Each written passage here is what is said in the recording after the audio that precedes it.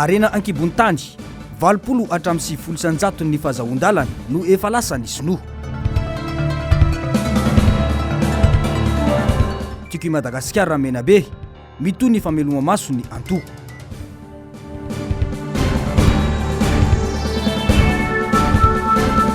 raha rahampirenena tokony ahatsahatra ny fivoizana adipoko hoy ny antokotany Madagasikara.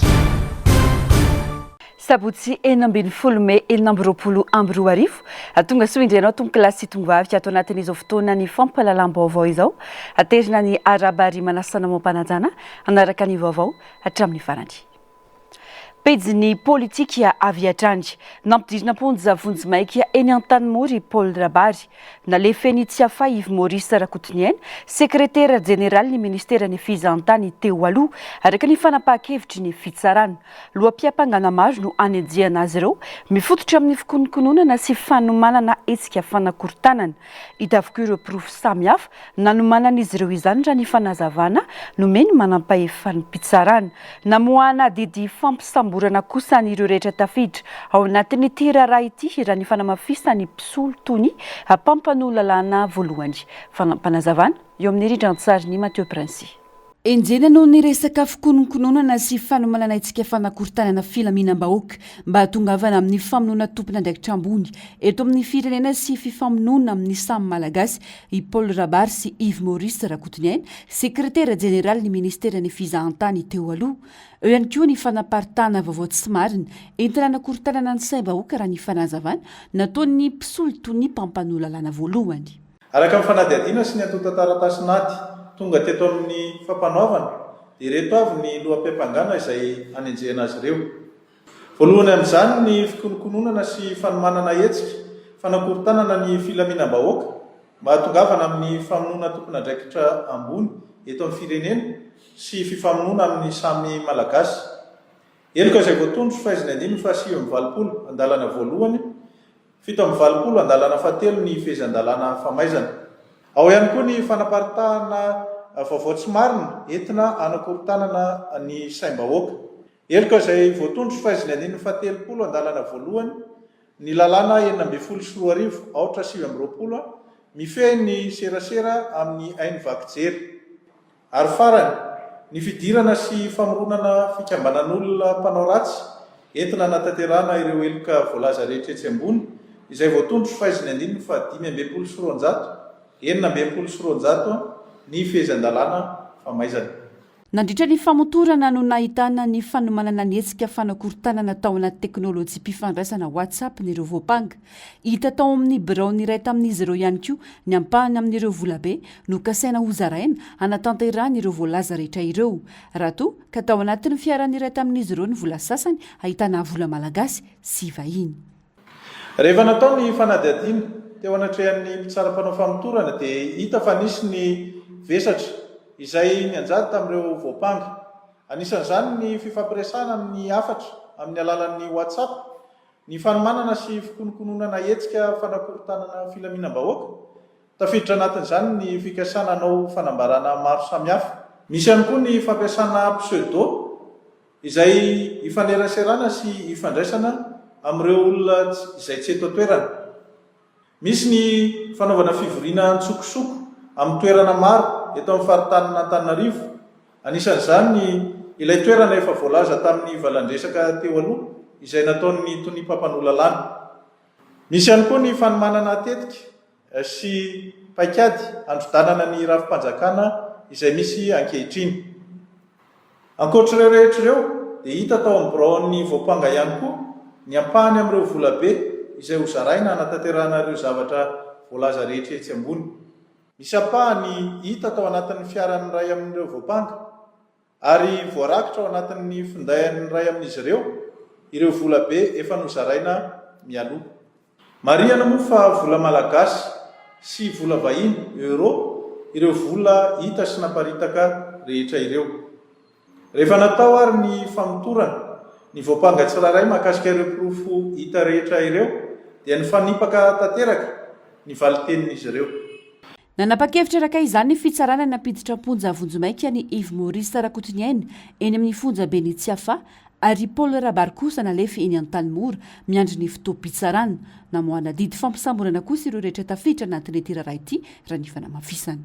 Noho ireo vesatra voalaza etsy ambony ireo dia nanapa-kevitra ny mpitsaram-panao famotorana ny ampiditra amponja eny amin'ny fonjaben'ny Tsiafa anira Kotoniaina Yves Maurice ary ampiditra amponja eny amin'ny fonjana Tanimora anira Bary Andrianiaina Paul mandrapatonga ny fotoam-pitsarana azy ireo ary ny amoaka didy fampisamborana ireo rehetra voakasika izao raharaha izao kanefa tsy metina teto anivon'ny fitsarana. Ankoatra io nandiso ny filazana fanakatonana fiangonana amin'ny tsoratra teny Ivandry ny mpisolo toy ny mpampan'olalàna voalohany. Eo amin'izay vaovaon'ny politika izay andry isan'ireo antoko matanjaka ny antoko tiako i Madagasikara tanjona ny anavaon'ny antoko amin'ny alalan'ny fanatsarana ny rafitra eny fotony ny fantoka tamin'ny fanetsiketsehana ny mpikambana sy ny fanamafisana ny asa manoloana ny toedra rahampirenena ankehitriny ny fionana ny arahan'ny sekretera jeneraly ny antoko tiako i Madagasikara sy ireo mpikatroka time atao amin'ny faritry Menabe androany. Tatipavaon'ny Narcisse Karazafy eo amin'ny sary sy rindrantsary ny bola avatsara. Ny fantoka tamin'ny fanamafisana ny firaisan-kina anatiny sy ny fandrindrana ny asa politika manoloana ny zava-misy ankehitriny ny dinika natao nandritra ny fivoriana fameloma maso na redynamisation ireo mpikatroka ao amin'ny antoko tiako i Madagasikara teto amin'ny faritry Menabe. Akoatra ny fifanankalozan-kevitra momba ny hoavin'ny antoko sy ny raharam-pirenena dia nisy ihany koa ny fanomezana toromarika sy ny fanentanana ireo mpikatroka mba hampirisika ny olom-pirenena hisoratra anarana ao anatin'ny lisy mpifidianana. Zava-dehibe ny fandraisana anjara ny rehetra amin'ny dingana demokratika sy ny fanamafisana ny fototry ny antoko eny fotony hoy ny sekretera jeneraly voalohany ny antoko tiako i Madagasikara. Dia fantatritsika ny tetiandro rehetra mivoaka na fanatanterahana ny fitoanam-pirenena na amin'ny tetiandro ihany koa izay efa navoaka ny fitondram-panjakana ny fisoratana anarana ao anaty lisy mpifidianana indrindra moa ny fifidianana filoham-pirenena izay atao amin'ny herintaona dia efa miomana sady ny antoko tima manome toromarika ny mpikambana sy ny mpikatroka rehetra mahakasika izay tetiandro rehetra olalovana mahakasika ny raharam-pirenena izay. Dia mba ahafahana miomana zany ny akaiky indrindra dia ny fitoanam-pirenena dia misy ny foto-kevitra lehibe ho an'ny antoko hoe etamanao ahoana moa no toanan'ny antoko rehefa ho tonga ny fitoanam-pirenena dia mazava ny antoko tima izay efa nampiasain'ny antoko tima teto amin'ny firenena ary nahitana vokatra izay efa nirosoana fa tsy tanteraka hatramin'ny farany moa no ireny fanaovana mpanjakana ireny dia ny état unitaire décentralisé dia izay ny voizinay ary ny manaraka izay dia ny fanatsarana ny resaka antoko moa ny faharoa ary ny filazana ny tetiandro rehetra izay napetraka ny fitondram-panjakana ihany koa dia ny fitahiana ny fanatanterahana sy ny fanajana ny tetiandro rehetra ireny izay ho atao anatin'ny fitoanam-pirenena. Ankoatr'ireo dia nisy ihany koa ny fiaonana tamin'ireo tompon'andraikitra isan'ambaratongana ao anatin'ny antoko nahitana ny distim ao amin'ireo distrika dim mandrafitra ny faritry Menabe ireo comtim ary ny foktim tarihan'ny rektim. Antoko tim dia manohana ny tetiandro rehetra izay navoaka ny fitondram-panjakana ary voalaza hatramin'ny fiafaran'ny tetiandro dia ny famindrana ny fahefana ara-demokratika amin'izay filoham-pirenena voafidy amin'ny herintaona. Manohana an'izay ny antoko tima ary vonona hanolotanana amin'ny fanatanterahana an'izay ary indrindra moa ny fanomanana ny fifidianana mba ho fifidianana tsara omana ho fifidianana madio mangarahara ary ho ekeniny rehetra ny vokatra eo. Raha ohatra ka mbola mijanona ao anatin'izay tetiandro izay efa navoaka izay dia vonona ny antoko tiako Madagasikara hanolotanana mba ahafahana manatanteraka izay tetiandro izay satria izay ny fotoana ny fanomezana miaraka tamin'izao fitondrana izao. Anisy moa ny afatra avy amin'ny filoha Ravalomanana ho an'ireo mpikatroka teto Menabe izay ny alohavany fotoam-pivavahana nitondrana ambavaka ny fiainany antoko. Fa mitaky fitonina sy firaisan-kina ny fanatanterahana ireo fanavaozana politika sy ny fikaonan-doham-pirenena kasaina tao eto Madagasikara. Miantso ny ampitsarana ny resaka firazanana sy ny foko ny mpanao politika Christian Taber satria mety hampisy fizarazarana eo amin'ny samy malagasy izany.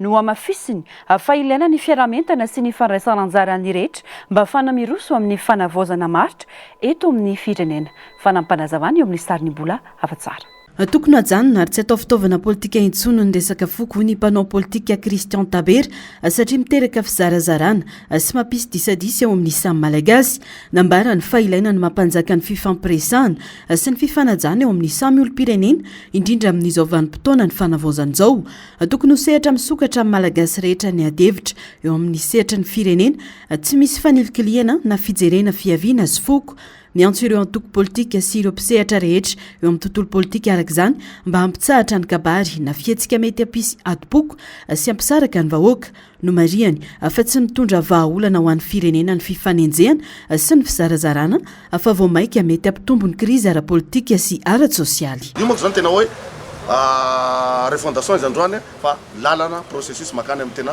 fondation mba gasy iray uniane zahay antoko kitany Madagasikara dia manohatra n'le filazana le hoe côtier merina na tagnindrany sy tapovoany tsy izay ny zavatra tokony vizitsika tsy pahatsika tena ilaviritsika mpanao politika zany na lidera politika aza mifagnavakavaky fa io lalam-panorenana io fotsiny no appliquetsika aveo eo ny faritra am'izay ressource isaky ny faritra dia ny fanjakana fonibe ny lasa superviseur aveo dia milamina ny atsika zay fotsiny isaky ny secteur na ny domaine ministériel satria misy direction régionale isa tokony reo ministère reo fanomezam-pahefana fotsiny anay io fa tsy isan'izany hoe côtier merina zany tsy am'izao tsony aresor zany fa tsy mampilaminy tany zany aza manao gesticulation politique manœuvre dilatoire démagogia tsy manjary zany fa tsy mety zany. Ny akenefi Christian Taber fa mbola ahitana olana sy tsy fahatomombanana amin'ny sehatra sasany na dia misy aza ny ezaka ataon'ny fitondrana fanavaozana aminy resaka fotoana fotsiny io ka mila faharetana sy fiara-hamentana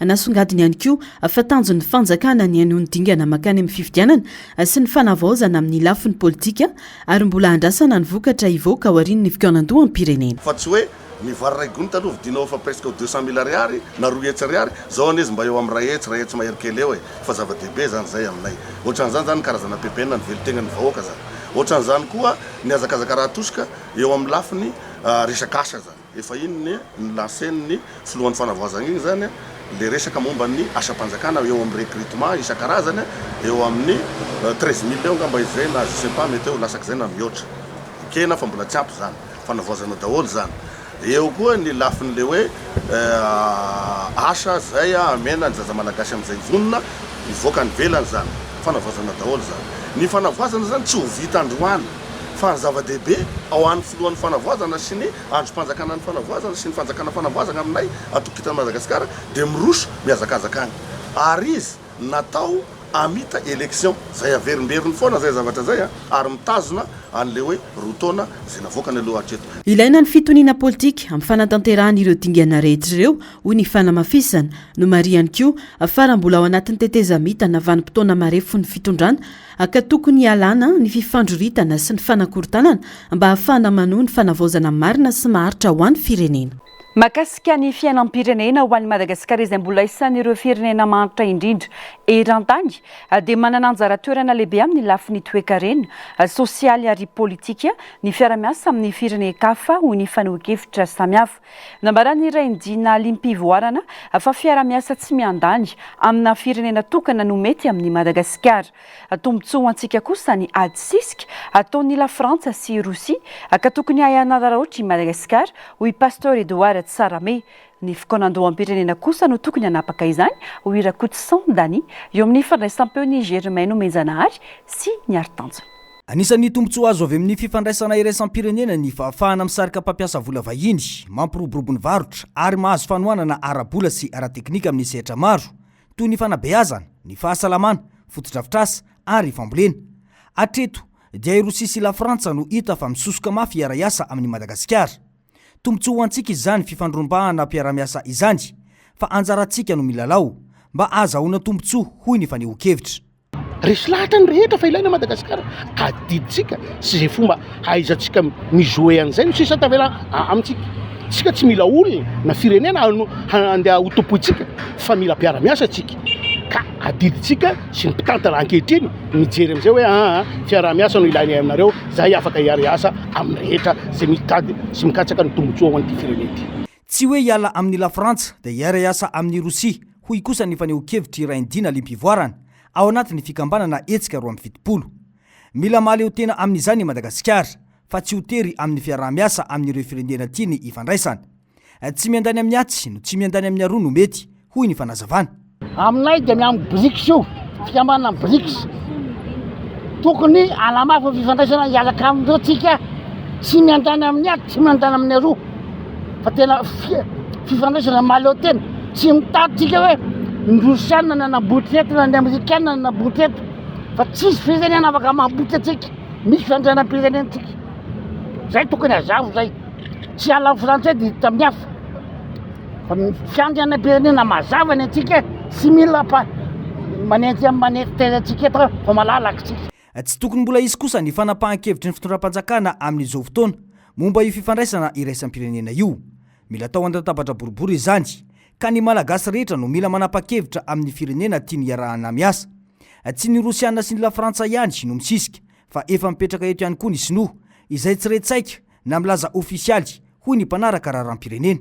Concertation nationale any tokony apetraka tsara aloha dia dinihana tena dinihana mihitsy hoe ohatrany ahoana ny politique diplomatique atsika, ahoana ny fifandraisantsika amin'ny any ivelany, ahoana ny politique sanitaire atsika, ahoana ny politique d'éducation atsika, ahoana ny resaka industrie, ahoana ny zavatra famaritana rehetra amin'ny resaka décentralisation, ahoana zany zavatra rehetra any tokony dinihana mba tsy isin'le crise cyclique sy isin'le tanjona marina hoe aloha hiala amin'izany fantrana izany Madagasikara fa efa ela loatra sady tsy nametraka politika an'izany. Ny eo fotsiny no mampalahelo satria tsy ohatrany lasa araka ny teneniko hoe ohatrany lasa asa vonjy-tavanany fotsiny hoe la mode on dia hanao concertation on dia manaonao ny anana ary satria rehefa tsy voalamina izay dia ny olona opportuniste rehetrarehetra ny olona mpanana roatra hoe inona ny tombontsoa ho azoko no amenao an'ilay zavatra. Manoloana izany dia ilaina ny fananana politika mazava sy maharitra amin'ny fifandraisana iraisam-pirenena. Tokony ifototra amin'ny fiarovana tombotsoam-pirenena sy ny fampandrosoana maharitra ho an'ny vahoaka malagasy ny safidy rehetra atao. Ny tanjona dia tsy fiankinana amin'ny vahiny fa ny fananganana fiaraha-miasa mitondra tombotsoa iombonana sy manaja ny faleovantena ny Madagasikara raha ny faneho-kevitra hatrany. Izany no mazava-dehibe fokoanan'ireo-pirenena io hoy ireo mpaneho hevitra. Manodidina izay vaovao ny raharam-pirenena izay mbola isan'ny ady hevitra sy miteraka fifanandriana-kevitra eo amin'ny samy sehatra politika eto Madagasikara ny resaka fitakiana ny andravana ireo androm-panjakana sasany indrindra ny anteny raharam-pirenena samy manana ny fijeriny sy ny fanazavana ireo mpanao politika sy ny mpandinika fiarahamonina manoloana ny toetra raha lalovan'ny firenena amin'izao fotoana izao. Tsy vahaolana ny fandravana ny anteny raharam-pirenena ireo solombavam-bahoaka ny fandravana zany kosa ny vahaolana raha tena teanao ireo fondation kosa ny mpandinika fiainam-pirenena. Germaine Menjanary ny ari-tanjona no mitatitra ny antsipirim-baovao. Tsy fotoana izarana sezamora izao ary tsy fotoana itadiavana toerana ny kiondalana lalovan'ny Madagasikara. Noho izany aoka hiandry fifidianana izay te hiasa eo anivony anteny miram-pirenena hoy ny solombavam-bahoaka Mamiaja Sarlo. Tsy ny fahefanam-panao lalàna no olana teto fa ny fahefanam-panatanteraka. Noho izany tokony atsahatra ny fitakiana fandravana ny anteny miram-pirenena fa mampizotra ny firenena ivoaka ny lalàna misy izay mbola miantra eto Madagasikara hoy hatrany ny fanamafisana. Ny fanjakana panatanteraka nge ny olana teto fa sy ny anteny miram-pirenena mihitsy dia aleo zany sika mba rationnel tsara amin'ny fitakiana ho atao. Eto dia mitodika amin'le zandry ho avin'ny firenena nareo ry zalahy dia mba aleo manao politika mahisy fa sy fotoana zany zao itadiavana seza mora, sy fotoana zao angalana seza ampipetrahana fotsiny satria isika rehetra dia miara-mahalala tsara fa efa ho avy ny fifidianana ataoko efa sy fotoana firy koa ny aleo sika miandry fifidianana zany fa sy mieritreritra hangala seza moramora fotsiny sy rohitsika amina lalana hizabaka any ankady lalindalina kokoa ny firenena fa aleo angamba sika samy miandry an'izay fifidianana zay malalaka kosa angambany amin'izay mahazo milasaka aby ny rehetrarehetra aleo mba mandalo fifidianana ihany vao tonga atao amin'ny anteny miram-pirenena. Famitana sy fandrebirebena saim-bahoaka fotsiny ny filazana fa fialana lalam-pandrenana io ny fandravana ireo androm-panjakana hoy kosa ny mpandinika fiainam-pirenena Serge Zavamahova. Nambarany fa misy dikany ny hoe refondation na ilay adika amin'ny teny gasy tsotra sy mazava hoe fanorenana ifotony. tsy maintsy ny fandravana androm-panjakana efa itafatsy na hitambokany fa nanaraka baiko fotsiny no vaolana ipetrahana voalohany amin'izany raha ny fanehoan-kevitra. Ninonina lazaina dia mbola ny ekipa ny mpitondra teo aloha no maro anisa eo anivony androm-panjakana io fa mody ny foditra fotsiny. Maly efa zay ny olana tamin'ny andro ny Vatomanga ozy zalaza izy izao mbola mitohy foana le tsy fanatsana amin'ny tany tandalana sy ny firenena tsara tatana le aty amin'ny resaka ny zavatra tokony atao amin'ny lafin'ny politika fanalana an'le institution tokony asorona tsy asorona fa hoe zany ny tany tandalana io fanaovana fetsifetsy io le io ane zany efa olana nisy zao tamin'ireny 2017 reny le hoe fianam-pirenena anarany tamin'izany rehefa tonga indray ny Hervelona taty aoriana tamin'ny 2017 dia lasa hoe forum national dia rehefa tonga indray ry tetezamita le alakira iny dia lasa indray le hoe dinika santatra zany tamin'ny 2024 dia ty indray mamoriporona hoe concertation nationale nefa ao anatin'izany resaraka zany resaka fitapitaka sy laingalaingy satria ailika foana ny vahoaka tsy mitombony ane le hoe mbola tsy manomboka akory le ry amin'ny fotony le fenona vahoaka ianao rehefa manao assise ny mpiasa zao assise ny tanora ty amin'izay olona fidifidiana akamakamany zareo daholo aza mba mianatra mamitapitaka olona hoe izay ihany tsy mampandeha nyty Madagasikara ty dia tokony atsahatra zany le famitahana ohatran'izany. Hita taratra fa mbola lalina tsy fitovian-kevitra momba ny lalana tokony izoran'i Madagasikara. Misy ireo miaro ny fitohizan'ny rafitra ara-dalàna misy ary misy kosa ireo miantso ny fanavozana ifotony amin'ny alalan'ny fanovana na fandravana ireo androm-panjakana heverina fa tsy naomby intsony. Raha tsy ahivina moa dia efa nilaza sy nanamafy ny filohan'ny fanavozana ny repoblika fa tsy afaka ny andravarafitra ny tenany amin'izao fotoana izao. Fa mbola adihevitra lehibe eo amin'ny fitantanana ifotony eto Madagasikara ny momba ny fanendrena ireo lehibe pokotany raha toa ka maro amin'ny mponina no mitaky ny sy ny fifidianana mivantana azy ireo. Raha ny zava-misy amin'izao fotoana izao dia mbola tendreny fanjakana ny ankamaroany ireo lehibe pokotany ka miteraka resabe sy fitokonana any amin'ny faritra sasany izany. Nilazany Antokotrikafo fa zava-dehibe ny famodirana ny fokotany ho isan'ny vondrom-bahoaka paritra itsinjaram-pahefana. Manana toerana lehibe eo amin'ny rafitra fitantanana ifotony ny fokotany. Izy no rafitra akaiky indrindra amin'ny vahoaka ary heverina ho fototry ny fampandrosoana eny ifotony. Ao no miainga ny fanaraha-mason'ny filaminana, ny fanisana ny mponina, ny fandrindrana ny asa sosialy ary ny fampitana ireo politika mpanjakana eny anivon'ny fiarahamonina hoy ny filohan'ny Antoko Otrikafo. Ankoatr'izay dia manana anjara toerana lehibe amin'ny famahana ny olana eny ifotony ihany koa ny fokotany, toy ny fandaminana ny adi-piarahamonina, ny fikarakarana asa iombonana ary ny fampitana ny etetan'ny vahoaka any amin'ny ambaratonga mpitantanana ambony kokoa. Noho izany dia heverina ho andry iray lehibe amin'ny fanatanterana fitsinjaram-pahefana na ny décentralisation ny fokotany. Ilaina ny fahefam-bahoaka manoloana izany hoy ny fanazavana.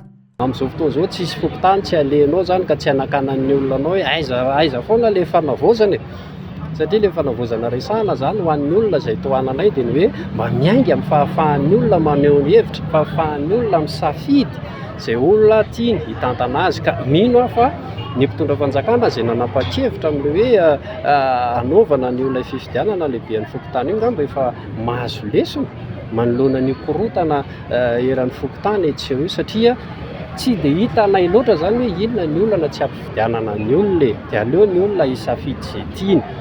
Satria izay voalohany manatsara endrika ny fitondrana fanavozana zany le fanekena hifidianan'ny olona lehibean'ny fokotany. Faharoa bazy ho an'ilay fitondrana fanavozana ihany koa izay satria any anaty fokotany any no mifandresy lahatra ny atoko politika maro samihafa dia manolotra izay olona tiany atolotra dia aleo ny olona hifidy fa ity ilay fanendreny ity lasa miteraka olana le izy ka zay zany mino ary manantena hoe mba isan'ny tena ho ady-hevitra any amin'ilay fikaonandom-pirenena io ilay resaka fifidianana io dia zay dia tena mametraka ao anatin'izy hoe io fokotany io dia mila ampidirina io ao anatin'ilay hoe CTD na collectivité territoriale décentralisée dia aleo ny olona hifidy ao anatin'ilay izy fa mino fa raha tapakitsika rehetrarehetra ao anatin'ilay fikaonandom-pirenena ny fanomezan-kasina ny olona fokotany io dia zay mieritreritra hoe anova zavatra be dia be eto amin'ny firenena zay fa aleotsika mba maka lesona le lesina tsoana dia hoe nanendry an'io foana ny mpitondra fanjakana ny fandimby teo aloha fa tsy naharo azy anie tsy naharo an'ilay fitondram-panjakana ange ny fanendrena sy ny fampiasana sy ny antery natao teo amin'ireo lehibe ny fipitahana ireo ka hoy zay hoe aleo tsika makalesony dia misy ilay fikaonan-doam-pirenena dia andao mba hifandresy lahatra andao mba hifanentana mba ho isan'ny tapahana ao anatin'ilay fikaonan-doam-pirenena ny fifidianana ireo lehibe ny fipitahana ireo. Iray amin'ireo dingana lehibe anamafisana ny demokrasia fotony ny fametrahana rafitra mangarara amin'ny fifidianana lehibe bokotany ho iatran'ny antoko otrikafo. Nambarany ihany koa fa afaka mampitombo ny fandraisana anjara ny olom-pirenena amin'ny fitantanana sy manamafy ny fahatokisan'ny vahoaka amin'ny rafitra izay kasainy izao fitondrana fanavozana izao apetraka eto amin'ny firenena izany. Lafimavao afa tanteraka kosa indray anisy tany paikady apetraky ny ministerany Arenan-Kibontany ny fanaramaso ny rojo-tsanda mpamokarana sy fanondrana ny Arenan-Kibontany mba ahafahan'ny malagasy misitraka bebe kokoa ny arena voajanahary ananany. Atreto ny teratany Sonono mifeny ampahany besaka amin'ny fahazondalana fitrandrahana raha ny fanazavana ka tanjona ny amerenan'izany tsikelikely amin'ny malagasy mba ampiroboroboana ny sehatra afa indrindra apiakatra ny arkarena faobe malagasy. Narcisse Karazavy mbola avatsara. Mahatratra 20 hatramin'ny 90 isanjaton'ireo taratasy fahazahondalana hitrandraka no efa lasa ny teratany Sonoa vokatry ny atsirambina natao teo amin'ny sehatry ny Arenan-Kibontany nandritra ny taona maro ny ministry ny Arenan-Kibontany Karla Andriamparany samy manana ny sehatra paikady arovany firenena tsirairay no mariany famora tamin'ireo vahiny indrindra ireo Sonoa ny fetsikelikely ny sehatra ny fitsandrahana eto Madagasikara noho ny tsy fahampiana sy ny fahalemen'ny fanaraha-maso nandritra ny fitondrana teo aloha. Stratégique ou une européenne, des stratégiques par rapport à la transformation, la transition énergétique. Famille stratégique, mais c'est indépendance énergétique. Charbon de terre, et Madagascar, minerai stratégique. Parce qu'en Europe, c'est stratégique en charbon de terre, c'est une Asie, il faut la transition énergétique en Mamaïkas. Ça m'a une stratégique. Parallèle minerai stratégique à la européenne, à la occidentale, la Zatikas, Manille, et vous avez raison là, les Sonoa nous fait si vous le savez, Maïr, Nani, Akura, Nani, les resacaifa vita process. Alors, vous m'avez quoi, Zalon, Bolam, pas de en Afrique. Quand j'allais comme ils ont voulu, Bolam sécuriser, justement, aty an'Afrika zao. Notsindriny ihany koa fa anisan'ny antony nanosika ny teratany malagasy sasany hivarotra ny permis fitrandrahana anananany ny famerana nataon'ny fanjakana tamin'ny famoahana fahazahondalana vaovao any ireo mpitrandraka madinika. Vokatr'izany maro ireo fahazahondalana no nafindra tamin'ny vahiny na izany aza dia nanamafy ny ministra fa fanapahan-kevitra raisin'ny fanjakana ny fanomezana taratasy fahazahondalana hitrandraka ary vonina hiaro ny tombotsoa am-pirenena sy ny harem-pirenena ny fitondrana malagasy. Tafiditra ao anatin'ny politika mpanjakana raha teo ny fametrahana rafitra ahafahana misoroka ny fifehezan'olona na vondrona tokana ny sehatry ny Arenan-Kibontany. Raha avelatsika amin'ilay fampivarotana tsotra ohatran'izay fotsiny izy io dia tsy mipetraka ilay souveraineté. Mila intervenir amin'ny fanjakana. Oui, oka. Tsy tia ihany no ohatran'izay satria intérêt ambonin'ny fanjakana, intérêt ambonin'ny firenena io zavatra io. Ka raha valiko mitsotsotra manana zavatra tadiavin'ny olona ozizaby tsika eto Madagasikara. Madagasikara zany anisany manana an'ireny otrikarenina zay tseretana fa stratégique reny raha tsy laza koa tsika teo ohatra hoe ny bauxite zay azahoana aluminium, ny graphite, ny lithium sy ny zavatra hafa maro samihafa. Ka mbola isy fotoana moa iresahana manokana an'io minerai critique io eto Madagasikara. Ankoatra izay dia nasongadiny ihany koa fa tsy maintsy jerena akaiky ny rojo-tsanda mpamokarana na ny chaîne de valeur amin'ny fanondranana ny Arenan-Kibontany mba ahazoany malagasy tombotsoa bebe kokoa amin'ireo arena voajanahary ananany. Nambarany fa isy ny serasera sy ny fanazavana ataon'ny ministera makasika ity sehatra ity ho fampafantarana ny vahoaka sy ho fanamafisana ny mangarahara amin'ny fitantanana ny Arenan-Kibontany eto Madagasikara. Vavaony sosialy tsy maintsy atao laharam-pamiaina aloha ny fanatsarana ny fitantanana sy ny kalitaon'ny tolotra alohan'ny andininan'ny fanitsiana ny saran'ny jiro sy ny rano ho ny tale jeneraly ny orinasa JIRAMA. anampibetsaka amin'ny fampianana ny fahatapahan-drano sy ny tsy fahampin-drano sedran'ny mponina ny fotodrafitra sa vaovao notokanana nandritra ny fankalazana ny fahadimapolo taona ny jirama tafiditra ao anatin'ny paikadiny orinasa ihany koa ny fanavaozana ireo fitaovana sy tambazotra efatranainy mba hafana manatsara ny kalitaon'ny tolotra omena ny mpanjifa fanampanazavana. Mbola maro ny fanamby atrehan'ny orinasa indrindra ny fatiantoka arabola sy ny osoka amin'ny fampiasana jiro sy rano noho izany dia atao lahara-pahamehana ny fampianana ny rano very ny fifehezana ny fandaniana ary ny fanamafisana ny fitantanana anatiny ho ny tale jeneraly jirama ny jeneraly Rasolomanana Ajatiana tsy afaka ny itoman-davataona ny varotra fatiantoka noho izany tsy maintsy manao ny anjarany aloha ny jirama ampiana ny fatiantoka miady amin'ny osoka mifehy ny fandaniana ary manatsana ny tolotra hoy ny fanazavana. Tsy miafina amintsika ny fahasairanana atrehan'ny jirama ankehitriny ary misy fiantraika amin'ny vantana eny amin'ny mpanjifa izany. Misy ny fahatapahan-jiro, ny fahasairanana isan-karazany amin'ny fahazoana rano.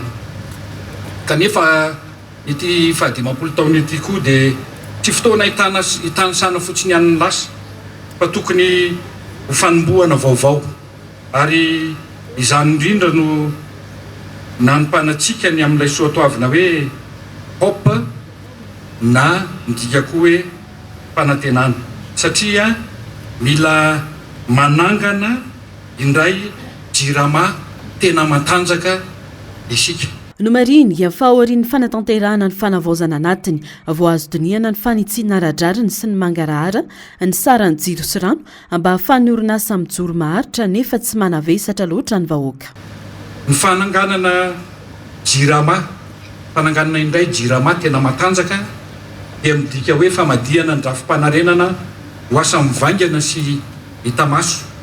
Mila fandaminana mahomby, fanatsarana ny fomba fiasa eny an-kianja, fanamafisana ny famokarana, fanarenana ny tambazotra, fampiroboroboana ny angovo azavaozana, niady amin'ny osoka, niady amin'ny kolikoly, niady amin'ny fanombana fotodrafitrasa sy ny sisa sy ny sisa.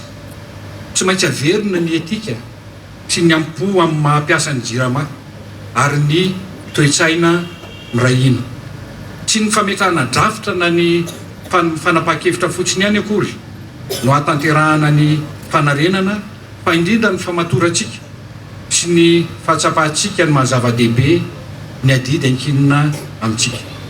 Nankalaza ny fahadimapolo taona nisiny teo amin'ny sehatra ny famatsiana jiro sy rano teto Madagasikara ny orinasa jirama natomboka amin'ny fanompoam-pivavahana iray sampinoana atao amin'ny akaramasiny Marie Virginie Renin'Andriamanitra Mandro Seza ny hetsika talohan'ny nitokanana ny tobo vaovao UCT. Mijany eo amin'izay vaovaony sosialy izay ihany mbola maro ireo sakana atrehan'ny tantsa malagasy eo amin'ny sehatry ny fambolena, fiompiana ary ny jono ka manasarotra ny fampandrosoana eny amin'ny tontolo ambanivohitra. Anisan'ny olana sedran'izy ireo ny tsy fampiny fanohanana ary ny fahasarotan'ny famokarana manoloana ny fahantrana menjady amin'ny ankamaroan'ny mponina mba handresena ireo rehetra ireo dia antsoina andray andraikitra bebe kokoa amin'ny asa famokarana ny tanora sy ny vehivavy afana mampandroso ny tontolo ambanivohitra sy manarina ny toe-karena malagasy. Fanadiadiny eo amin'ny sarim-bola hava-tsara. Valopolo isanjato ny malagasy dia tantsa avokoa maro anefa ireo olana sedran'ny tantsa eo amin'ny sehatra ny fambolena, ny fiompiana ary ny jono. Anisan'ny olana matetika ny tsy fahampian'ny tohana teknika sy ny lafin'ny vola, ny olana momba ny fananantany ary ny fahasarotany fahazahoana tota-taratasy toy ny bokinomby. Ilaina ny fanovana toe-tsaina eo amin'ny malagasy indrindra ny tanora mba hahafana mandray andraikitra amin'ny asa famokarana. Mbola tsy ampy ihany koa ny toerana omen'ny fiarahamonina ny vehivavy eo amin'ny sehatra ny fampandrosoana ka tanjony any anomezana tohana sy ampandraisana anjara bebe kokoa ny vehivavy eo amin'ny sehatry ny famokarana hoy ny vovonana Rali. Raha mbola voageja amin'ny akamonjy na miraviravin-tanana foana ny tanora tsy mahafantatra izay zavatra tokony ho ataony. Torak'izay ihany koa ny vehivavy tsy mahazo toerana indrindrindrindra fa ao anatina resaka fampandrosoana dia eto antsika metokodiny eto ka ny vovonana Rali dia nanolo tena hitondra izay fiovà toe-tsaina zay indrindrindrindra aloha ary arak'le voalazan'ny andriamatozo mipavombahoaka Madagasikara teo hoe izahay tena olo ny terrain tokoa, tsy mipetraka amina toerana ohatran'izao zany fa dia any sur terrain mijery an'ireo tantsaha namana, mijery an'ireo vahoaka tena sahirana mila tohana amin'ny lafiny rehetra. manoloana ireo olana ireo dia natsangana ny vovonana Rassemblement des agriculteurs libres et indépendants na rally, vovonana mikendry ny ampiroborobo ny fambolena sy ny fiompiana ary ny jono ka tanjona ny anampiana ireo tantsa amin'ny ady amin'ny fandrana sy ny fampandrosoana ny firenena. Efa miparitaka manerana ny Madagasikara ny vovonana rally ka antsiranana sy mahajanga sisany mbola tsy nisitraka izany eo anivon'ny distrika no iasan'ny vovonana mba hanampiana ireo tantsa amin'ny famahana ny olana sedrainy sy hanoanana azy ireo amin'ny fampandrosoana ny asa ataony. Anangatra birao isaky ny distrika izay ny tanjona ao anatin'ilay birao fotsiny ny misy tafo mandrafitra azy, izany hoe isy ingénieur agronome, docteur vétérinaire ary technicien vitsivitsy hiasa ao ary ifanoro hitondra ny programme-nasan'ny vovonana eny amin'ny eny fotony aloha ary ihany koa manomenitra kefa rehetra izay ilain'ny tantsaha mba ahafahantsika mandeha mafimafy kokoa amin'ny fambolena sy ny fiompiana sy ny fivoarana. Tontolo saomaly ny fametrahana tamin'ny fomba ofisialy ny vovonana rally ho an'ny faritra Ivakina Karatra hanamafisana ny fanohanana ireo tantsaha sy ny sehatra ny famokarana eto Madagasikara. Fa ny toy androany ny fankalazana ny andro iraisam-pirenena ho an'ny fianakaviana atao amin'ny komina Alakamisy feno arivo. Etsika maro no nanamariana izany nanomboka omaly izay nifantoka tamin'ny fanamafisan'orina ny fihavanana sy ny firaisan-kina amin'ny fianakaviana sy ny fiarahamonina ao an-toerana ho fototra sy andron'ny fampandrosoana. Noporofony izy ireo fa tamin'ireo etsika maro ihany koa fa mamokatra ny komina. Fanadiadiana. Andrangira ny fampandrosoana maolona, fototra iorenan'ny asiainan'ny firenena ny fanamafisan'orina ny firaisan-kina eo amin'ny samy fianakaviana sy ny fiarahamonina. Nasongadina izany andritra ny 2 andro, nanamarina ny andro maneran-tany ho an'ny fianakaviana atao Alakamisy feno arivo. Iray tsy mivaky ny rehetra olomben'ny tanàna, manana tanjona tokana dia ny fampandrosoana ny tanàna.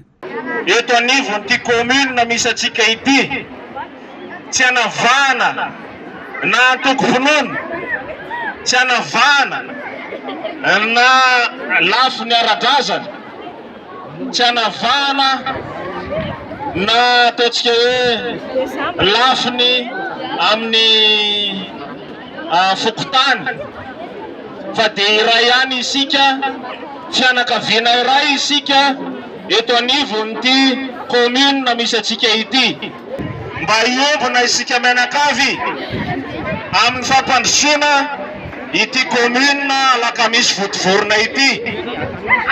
Anao ezaka ny isaky ny fianakaviana mba handray anjara mavitsika amin'izay fampandrosoana izay. Tsy afa-misaraka amin'ny fampandrosoana ny fanabeazana sy fampianarana, mianganiovy ny fianakaviana sy ankonana ny fanabeazana olombanina. Zavapoana ary mandringa ny asa tanteran'ny mpampianatra raha tsy mijorotra velona ny ray aman-dreny amin'ny fampianarana sy fanabeazana ny zanaka ho ny fanamafisana. Mianga avy eo amin'ny fianakaviana ny fanabeazana voalohany. Na inona ezaka ataonay eo amin'ny zapy amin'ny fampiofanana mpampianatra, amin'ny famakiana boky, amin'ny fanaovana kajy ka rehefa le any amin'ny fianakaviana mihitsy no tsy milamina ny fiainana dia zavapoana ny fanabeazana sy ny fampianarana izay ataonay. Ka izay indrindra no anatanana antsika ray aman-dreny mba anabe araka ny tokony ho izy ny zanantsika, satria miainga ao an-tokantrano miaingana amin'ny fianakaviana aloha ny fanabeazana, fa izahay ary amin'ny lafin'ny fa na inona ezaka ataonay dia tsy mahomby le fanabeazana raha le tokantrano mihitsy no tsy mifantoka amin'ilay ankizy amin'ny fanabeazana. Tantsaha sy mpiompy avokoa no mandrafitra ny ponina eto Alakamisy feno arivo. Noporofony izy ireo omaly sy androany fa mamokatra izy ireo tamin'ny alalan'ny fampiratiana vokatra maro. ankoatra ireo trano oiva nisy ihany koa ny diabe sy filarana namariana ity fotoan-dehibe ity. Ankoatra io anisan'ireo nisongadina tamin'ny fankalazana ny andro iraisam-pirenena ho an'ny fianakaviana teto amintsika ny mahazava-dehibe ny registre sosialy tokana na ny RSU izay everina ho fitaovana lehibe amin'ny fampandrosoana ara-tsosialy eto Madagasikara. Raha namarany ministry ny ponina sy ny firaisan-kina dia natao indrindra azona antoka fa tena tonga ny amin'ireo olona marefo ny fanampiana tolotry ny fanjakana amin'ny fampiasana ity registre sosialy tokana ity. Tsy aivina fefa mihoatra ny 2.4 tapitrisa ireo na voarakitra ao anatin'izany manerana ny Madagasikara. Tetikasa izay vatsy ny banky iraisam-pirenena vola. Vaovao avy eto anivon'ny komina Antananarivo renivohitra tsy mbola nisy fanapahan-kevitra raikitra fa mbola anatin'ny dingana prototype ny tetikasa kioska raha ny fanazavana netiny teo anivon'ny komina Antananarivo renivohitra. Ny tetikasa kioska izay nipoitra avy amin'ny tolo-kevitra nataon'ny olom-pirenena ary mbola eo ampamakafakana sy fandiniana lalina ny tompona andraikitra amin'izao. Tsy mbola misy araka izany fanapahan-kevitra raikitra noraisy ny fiadidinan'ny tanàna momba ny fampiarana na ny fanatanterahana ny tetikasa. No mafisina ihany koa fa mbola tsy voafahatra amin'izao dingana izao ny sara mety ho ampiarina raha miroso amin'ny fanatanterahana ny tetikasa no lavin'ny komina ny filazana sy ny tsao momba ny vola misanda 7 tapitrisa ariary izay tsy mifanaraka amin'ny zava-misy ankehitriny. Etsy ankilany nanamafy ny mpitantana ny komina Antananarivo renivohitra fa mifantoka amin'ny laharam-pamiana mazava sy maika ho an'ny tanàna izy ireo amin'izao fotoana. Anisan'ireo ny fanatsarana ny fanadiovana ny tanàna, ny fandaminana an-tsena sy ny toeram-pivarotana, ny fanamboarana ireo fotodrafitrasa efa simba ary ny fanatsarana sy fandrindrana ny fifamoivoizana eto andrenivohitra.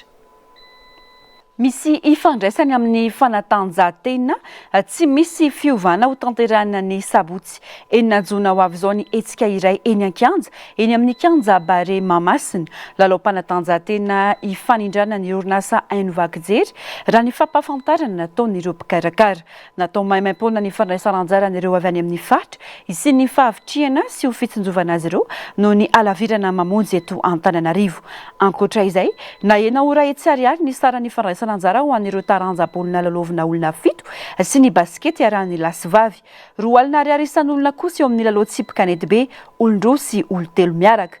Amin'ny mahalalao natokana ho an'ireo mpiasa ao anatin'ny haino aman-jery hoentitra ny mpikarakara amin'ny fanaraha-maso ireo mpampiasa amin'ny mercenaire. Efa namokaraka izany ny fisoratana anarana ho an'ity iray eny an-kianja ity. Teny vaovao ny fanatanjahantena intom kilasy tongovavy no manakatona ny fampalalam-baovao tamin'ity alina ity ankasitrana fenonao nanaraka izany hatramin'ny farany mametraka ny veloma mandrapitafa ho amin'ny herinandro indray ary mirary farany herinandro sambatra ho antsika rehetra veloma tompoko.